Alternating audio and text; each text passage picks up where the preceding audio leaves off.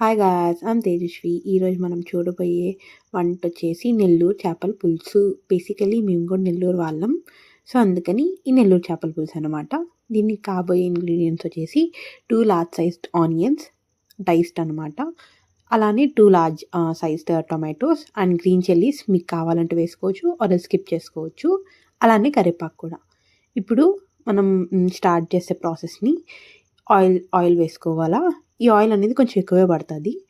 దీంట్లో పోపు వచ్చేసి మనము ఆవాలు, జీలకర్ర, కొద్దిగా మెంతులు వేసుకొని అవి చిటపట్ట అన్నాక మనం ఆనియన్స్ యాడ్ చేసుకోవాలా.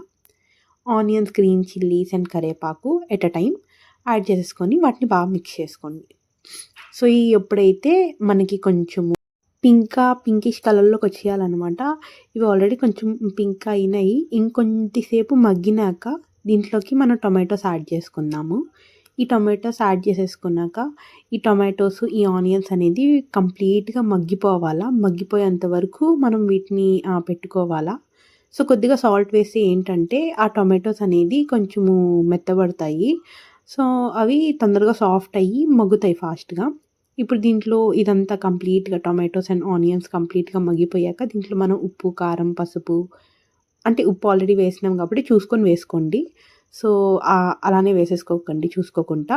ఇప్పుడు దీంట్లో పసుపు, కొరియాండర్ పౌడర్, కారం కొద్దిగా ఎక్కువ పడుతుంది ఎందుకంటే పులుసు కాబట్టి. సో మీ కారాన్ని బట్టి మీరు వేసుకోండి. సో వీటిని బాగా మిక్స్ చేసుకోవాలన్నమాట.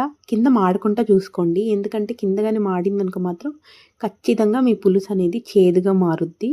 సో అలా కాకుండా కొంచెం లో ఫ్లేమ్లో పెట్టుకొని వేయించుకోండి మసాలాస్ అన్నిటిని. ఇప్పుడు మనం చింతపండుని పిసుక్కోవాలా. సో ఆల్రెడీ మనం పులుసు పెట్టుకుంటున్నాం కాబట్టి చింతపండుని ముందుగా నానబెట్టుకోండి. కొంచెము 1 గంట ముందు నానబెట్టుకుంటే ఏంటంటే మీకు పిసకనీకి ఈజీగా ఉంటుంది చింతపండు. 2 మీడియం సైజ్డ్ లెమన్ సైజ్ అది చింతపండుని నానబెట్టుకోండి. ఒక 1 అవర్ ముందు నానబెట్టుకుంటే మీకు ఈజీగా ఉంటుంది. సో ఇప్పుడు ఆ నీళ్ళని మీరు చేత్తోని ఫిల్టర్, అంటే మా అమ్మ చేస్తుంది కాబట్టి ఇది చేత్తోని ఫిల్టర్ చేసుకొని వేసుకుంటే మీకు ఈజీగా ఉంటుంది. ఆ పల్ప్ అనేది పైన స్ట్రెయిన్ అవ్వకుండా. సో అది అలా వేసేసుకొని బాగా మిక్స్ చేసుకోండి, ఎటువంటి లంప్స్ లేకుండా.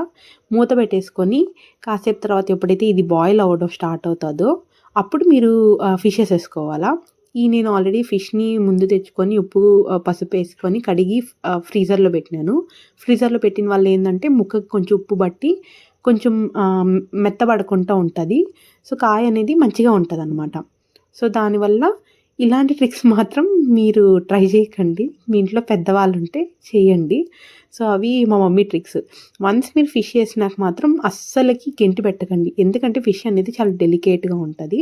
అవి ఇరిగిపోయే ఛాన్సెస్ ఎక్కువ ఉంటాయి కాబట్టి ఇలానే మనం తిప్పుకుంటే మంచిదన్నమాట.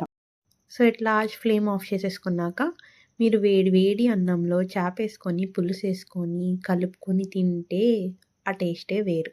ట్రై చేయండి. బాయ్.